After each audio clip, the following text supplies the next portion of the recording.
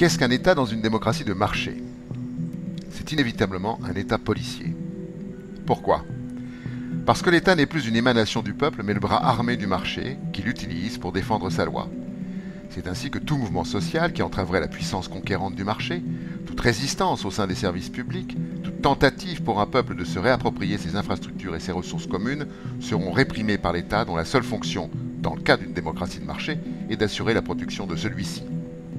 Certains, peu nombreux, s'étonnent de la violence policière lors des manifestations de telle ou telle catégorie de citoyens. Mais elle ne peut étonner personne. Manifester ou revendiquer ou débrayer ou encore lancer des alertes est considéré par le marché comme la violence suprême. Rappelons-nous du directeur des ressources humaines d'Air France qui a laissé sa chemise en trophée. Rien ne peut justifier de tels agissements. Ces agissements sont l'œuvre de voyous.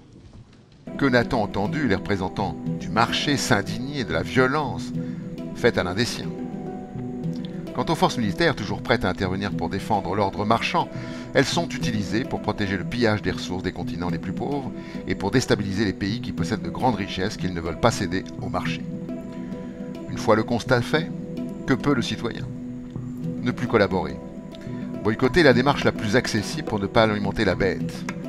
Et aucun État policier n'a de prise sur une volonté collective de remettre le marché à sa place, de l'asservir à la loi humaine.